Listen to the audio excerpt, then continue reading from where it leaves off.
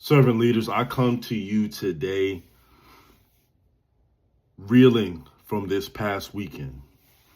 When I tell you I've never been prouder to be a Yale Bulldog, believe you. Believe you me.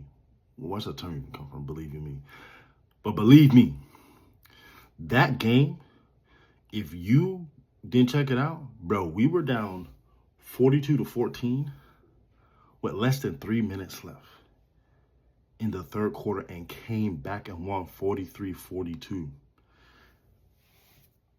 I've never witnessed a comeback like that, period, like ever.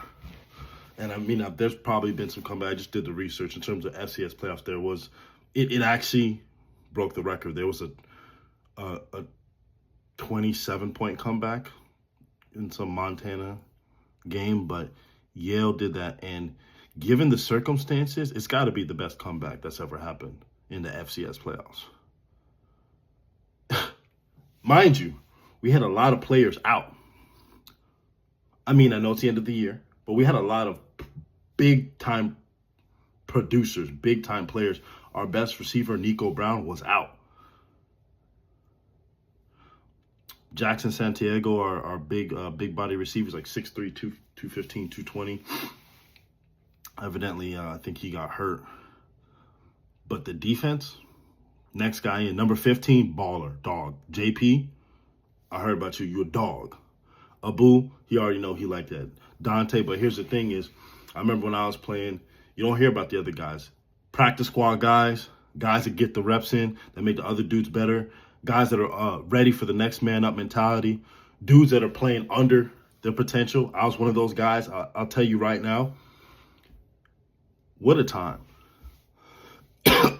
Our class of 2016, we were Reno's very first class. Very first class. The first guys that like, hey, we'll go with you on this journey. And it's beautiful to see what he's built. And when you build things, right, there's like these little mini units, little building blocks. If it's a brick house, you need one brick, and a brick is made up of other elements. And you need some commodities to make bricks. And so there's this whole supply chain, right? There's a whole ecosystem that goes into this football team, like the dining hall workers playing football and leaving the dining hall open a little bit late because we get out of practice. The professors that give us a little bit of extra time. Most didn't. Yeah, you don't really get that. But every now and again, they'll give you. But that's the cool thing about Yale. Cool, you chose to play football. You don't get anything extra, nothing free. Earn everything. That's what people don't understand. When I was up there, man, people do work their butt off. And Coach Reno's approach, you're going to work. We're going to work.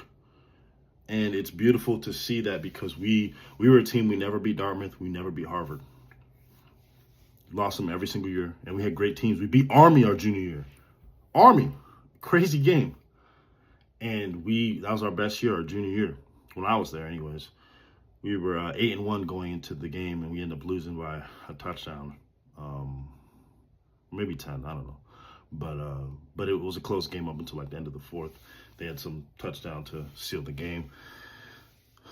But nonetheless, man, I want to lock in on these three elements right here. And mind you, this is just coming straight from the dome. I don't even know what 3 elements I'm about to say, but it'll come to me. The first one is the intensity and the bark that these boys had. If you watch the film, everybody's talking every play. Dudes on the sideline. Dude, bro, we're down 35-7. There's still dudes pushing John. That's the heart of a champion. That's a competitor. That's the stuff Kobe would talk about. Talking about ISO? Yeah, bro. Every single of them dudes was willing for the ISO. Every single one. Every single one. Willing to fight. That's what you don't understand. There's some dogs on that team for real. And it's cool to see it because we had that when we were there. Our senior class of 2012, class of 2016, all of us stayed, and bro, that was not what we expected. But we were like, we're going to push through it because we said we were going to finish the job, and we did. Number 2, the scheme, the play calling. The coaches, they switched it up. They said we need to stick to what got us here, right? They was getting away. I think we had some cute play calls, But listen, I'm not going to even talk about all the strategy because that's secondary, because the heart and how you show up is first. But I do need to acknowledge the fact that Coach McGowan, dog, respect him, still there. And it's crazy. That's a testament to Coach Reno. When I left with Coach Reno, I was salty. We didn't win as much. I'm not going to lie. Our class was a little salty. But I have to give props and a testament, because when you see people going back and getting other opportunities and people staying with the same group, that's the true testament to their character, their ability as a leader, their ability to pivot. And those guys, they were there when I left, and that was a decade ago. Coach McGowan's still there. Coach Rice is still there. Coach Vash is still there. So I got a huge shout out to them. But the scheme, what we did the first half, keeping it simple on the pass plays, not, having some quick hitches, all that stuff, and then letting the guys make plays. Pitzenberger, man, that 15-syllable name is so lit. What do y'all call him? Pitt? Please tell me there's a nickname, because that's a lot to say out in the middle of a game. Pitzenberger.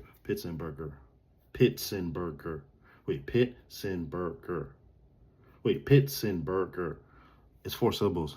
I had to do that 4 times. I felt like it was 5. Anyways, Pitzenberger, dog. I mean, it's crazy because I wanted to be a bit unbiased and talk about Jaden Craig did his thing, and he's been that dude. But and it seemed like, I didn't watch the Harvard game, but it seemed like he was still going pretty heavy at the beginning of the game. They had some fight, and he's making some dots. That's what I heard. My buddy Sebastian Little, who's the performance coach at Yale. Shout out to Sebi, because he's the one that got their mental. One of the big reasons, not the only reason, one of the big reasons he got their mental right. But the scheme, right? The schematics, the strategy around it. But third, that's the stuff that you can't touch. It's not gooey, but belief. The fact that we went for 2, down 21, that's assuming, like, I'm in sales. I coach a lot of people, coach a lot of executives. I'm a magnetism coach, right? And there's one thing about believing in your product, believing in the sale, assuming. The law of assumption is assuming it's going to work out in your favor. I've never seen that to where we went for 2. Like, usually people go for 2 when they're down a score or they're about to tie it up. Bro, we went for 2 down 21. That is cojones. The belief, that is cojones. Mahones cojones. That's cojones. So I want to give a shout out to the Yale football team, because that, as a former player, alumni, knowing that Reno had this vision and we weren't happy with it, but I have to definitely say, I see it now, and I appreciate you, for Coach Reno, for pushing that forward. And, at the base of all this is putting in that work. These boys probably celebrated that night, and they was back to work, had Sunday workouts, and they in the lab right now watching film. And I'm looking at all the Reddit, all the pages. Montana's just like, oh, we play at a high elevation. We do this. I'm looking at Youngstown State. We beat this team. Mind you, we scored the most points against Youngstown State all year. They played Michigan State. They lost, right? It wasn't as close. But we scored 43. The most amount of points got scored on prior to them was, I think, 41, and it was Michigan State. Y'all, Yale football team, I know you know this, but I want to say it loud and clear. Bro, them Montana folks, they might sleep on you. Wake them up in whatever altitude they're in. Wake them up in 10,000 altitude. Because, yeah, we might be huffing and puffing, but we come with that dog. Let's go. Let's go, boys.